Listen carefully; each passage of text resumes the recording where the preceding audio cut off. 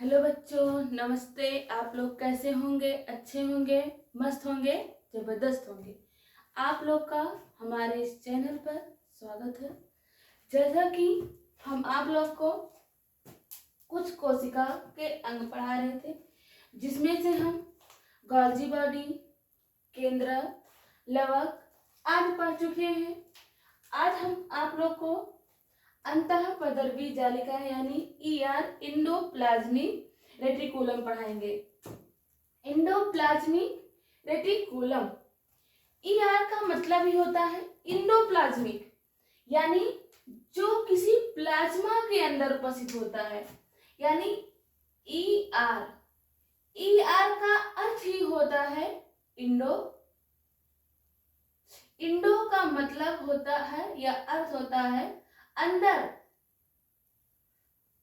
और प्लाज्मिक का अर्थ होता है इंडोप्लाज्मिक, यानी प्लाज्मा के अंदर।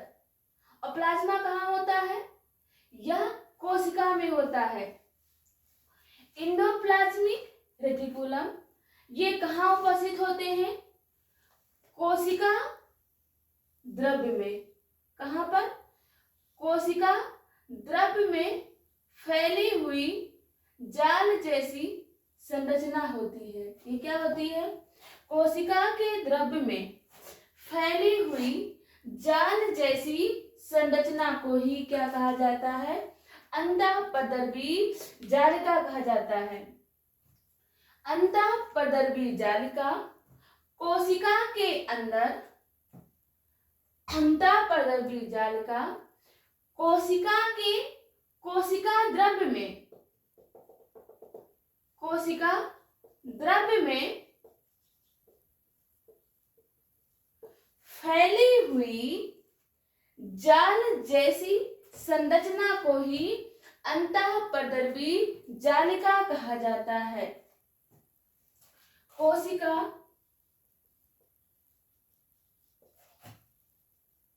द्रव्य में फैली हुई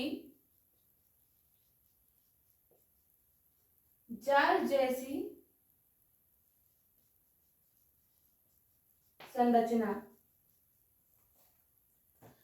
इनका कार्य होता है, ये प्रोटीन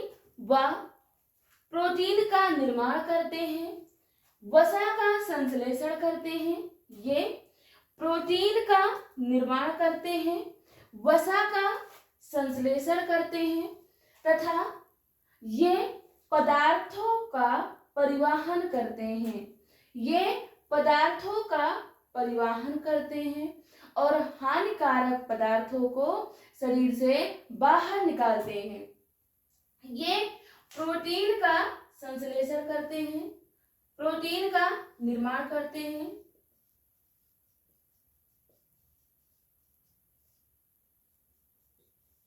वसा का संश्लेषण करते हैं, हानिकारक पदार्थों को शरीर से बाहर निकालते हैं। अंतःपदर्वी जालिका कोशिका द्रव्य में फैली हुई जाल जैसी संरचना को ही अंतःपदर्वी जालिका कहा जाता है।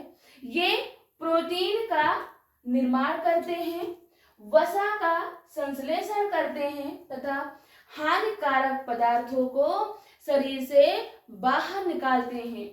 ये पदार्थों का परिवहन करते हैं। ये पदार्थों का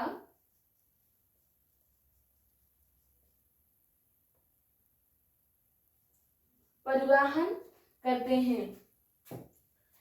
इन पर राइबोसोम पाए जाते हैं और कहीं कहीं पर राइबोसोम नहीं पाए जाते हैं, जिस कारण राइबोसोम की उपस्थित व अनुपस्थिति के आधार पर राइबोसोम के अनुपस्थित व उपस्थित के आधार पर ये दो प्रकार के होते हैं।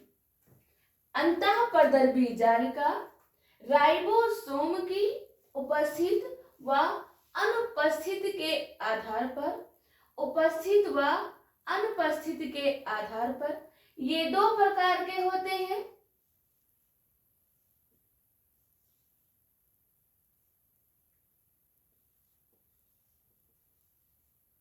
RER व SER यानी रफ इंडोप्लाज्मिक रेटिकुलम और स्मूथ इंडोप्लाज्मिक रेटिकुलम राइबोसोम के उपस्थित व अनुपस्थित के आधार पर ये दो प्रकार के होते हैं। खुरदुरी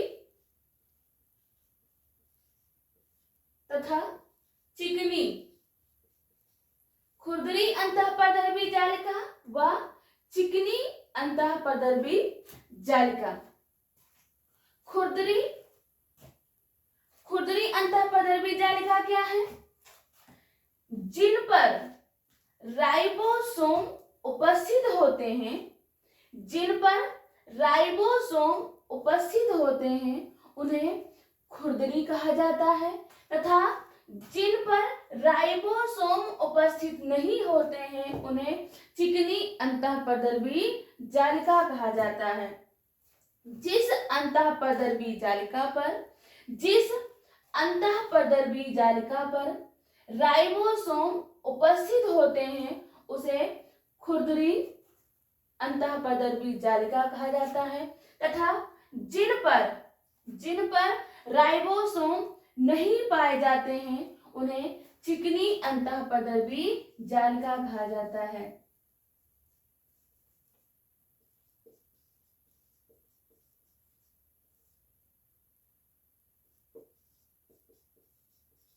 जिन पर राइबोसोम नहीं पाए जाते हैं उन्हें चिकनी अंतःपदर्भी जालिका कहा जाता है तथा जिन पर राइबोसोम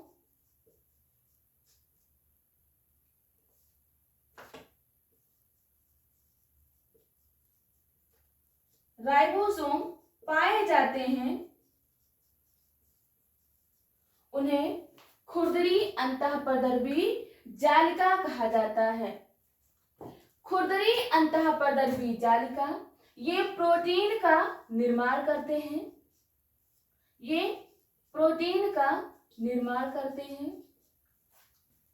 खुरदुरी अंतःपदर्भी जालिका प्रोटीन का निर्माण करते हैं तथा चिकनी अंतःपदर्भी जालिका ये वसा का संश्लेषण करते हैं।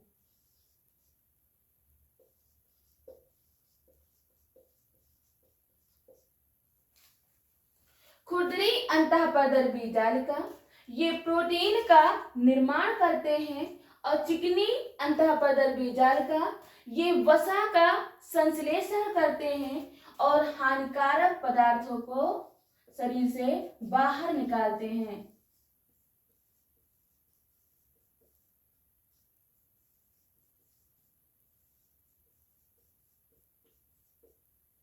ये हानिकारक पदार्थों को शरीर से बाहर निकालते हैं।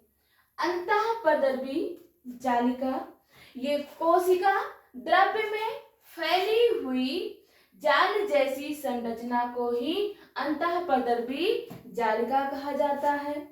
इनका कार्य क्या है? प्रोटीन का निर्माण करना, वसा का संश्लेषण करना, हानिकारक पदार्थों को शरीर से बाहर निकालना तथा ये पदार्थों का परिवहन करते हैं। राइबोसोम की उपस्थिति व अनुपस्थिति के आधार पर ये दो प्रकार के होते हैं। खुरदुरी अंतःपदर्भी जालिका और चिकनी अंतःपदर्भी जालिका। जिसमें राइबोसोम पाए जाते हों उन्हें खुरदरी अंतःपरदर्भी जालिका कहते हैं, जो प्रोटीन का निर्माण करते हैं तथा जिन पर राइबोसोम नहीं पाए जाते हैं उन्हें चिकनी अंतःपरदर्भी जालिका कहते हैं। ये वसा का संश्लेषण करते हैं और हानिकारक पदार्थों का निर्माण करते हैं। ये केवल यूकेरियोटिक यानी सुकेंद्रकीय कोशिका में पाए जाते हैं। ये केवल यूकेरियोटिक कोशिकाओं में पाए जाते हैं। यूकेरियोटिक कोशिका क्या है?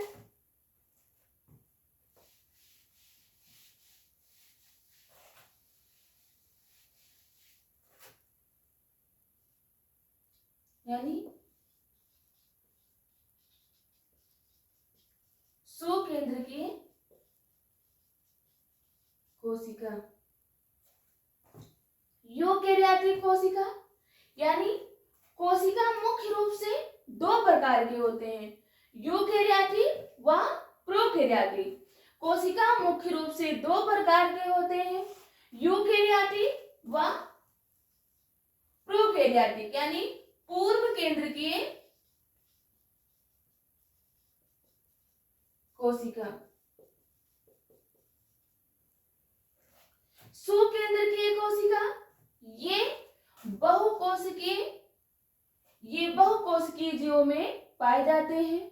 यानी सुकेंद्रकीय कोशिका वह कोशिका होते हैं जिनमें हिस्टोन व प्रोटीन का निर्माण होता है। सुकेंद्रकीय कोशिका में हिस्टोन व प्रोटीन का निर्माण होता है और ये क्रोमेटिन जाल का निर्माण करते हैं। ये क्रोमेटिन जाल का निर्माण करते हैं जिनमें हिस्टोन व प्रोटीन का निर्माण होता है तथा ये क्रोमेटिन जाल का निर्माण करते हैं।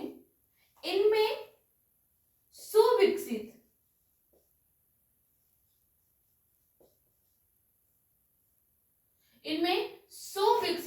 कोशिकांग पाए जाते हैं।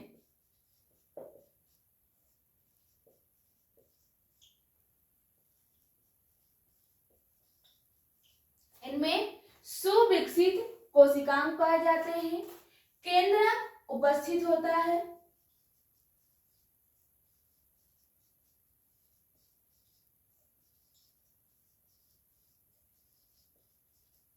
केंद्रक उपस्थित होता है। सुकेंद्रकीय कोशिका वह कोशिका होते हैं जिनमें हिस्टोन व प्रोटीन का निर्माण होता है, जिस कारण ये क्रोमेटिन जाल का निर्माण करते हैं। इनमें सुविकसित कोशिकांग पाए जाते हैं। कोशिकांग का मतलब होता है कोशिका के अंग, जैसे माइटोकॉन्ड्रिया, लवक, गोल्गी काय, विभिन्न प्रकार के अंग पाए जाते हैं तो उसे सुविकसित कोशिकांग कहा जाता है। इनमें केंद्रक उपस्थित होते हैं। ये बहुकोशिकीय जीवों में पाए जाते हैं, जैसे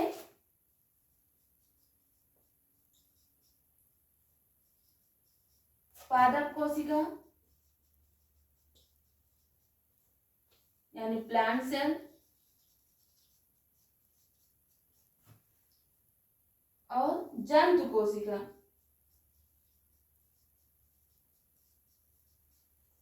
यानी एनिमल सेल।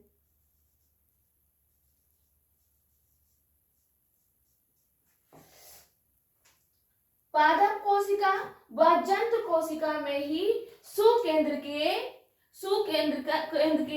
कोशिका पाए जाते हैं।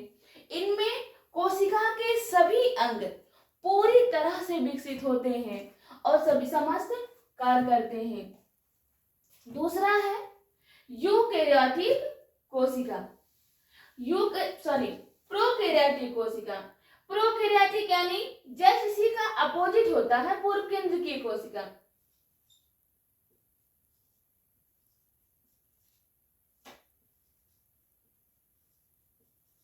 जैसे इसी का अपोजिट होता है यानी इसमें हिस्टोन व प्रोटीन का निर्माण होता है और इसमें नहीं होता है। पूर्व केंद्र की कोशिका में हिस्टोन और प्रोटीन नहीं पाए जाते हैं, जिस कारण ये क्रोमेटिन जाल का निर्माण नहीं कर पाते हैं। पूर्व केंद्र की कोशिका में हिस्टोन व प्रोटीन का निर्माण नहीं होता है, जिस कारण ये क्रोमेटिन जाल का निर्माण नहीं कर पाते हैं, जिस कारण ये क्रोमेटिन जाल का निर्माण नहीं कर पाते हैं। इनमें अल्प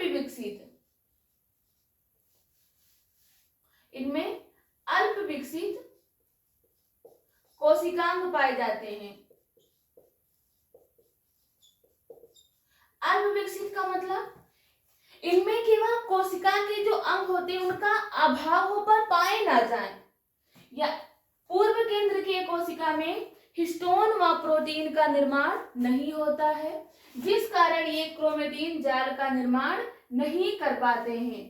क्रोमेटिन जाल का निर्माण नहीं कर पाते हैं। इनमें अल्प विकसित कोशिकांग पाए जाते हैं। इनमें केंद्रक का अभाव होता है। अभाव का मतलब यानी केवल हमें ऐसे दिखाई दे पर उपस्थित ना हो। इनमें केंद्रक का अभाव पाए जाते हैं। ये किसमें पाए जाते हैं? एक कोशिकीय जीव जैसे जीवाणु,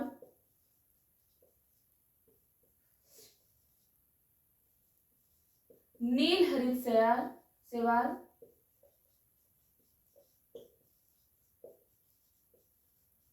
आदि में पाए जाते हैं। जीवाणु में यानी माइकोप्लाज्मा में पाए जाते हैं। किसमें? माइकोप्लाज्मा में पाए जाते हैं। ये हो गया सुकेंद्र के कोशिका में ही जितने भी अंग होते हैं, जैसे माइटोकॉन्ड्रिया, लवक, रसधानी, अंतःपदर बीजालिका, गुणसूत्र, केंद्र, सब किसमें पाए जाते हैं? यूकेरियोटिक कोशिका में। और केवल जिसमें केवल इनका अभाव हो पर पाए ना जाते हो वो केवल पूर्व केंद्र के कोशिका में होता है। तो आज के लिए हम अपने बातों को विराम देते हैं और आप कमेंट करके जरूर बताइएगा कि क्लास कैसा लगा। धन्यवाद।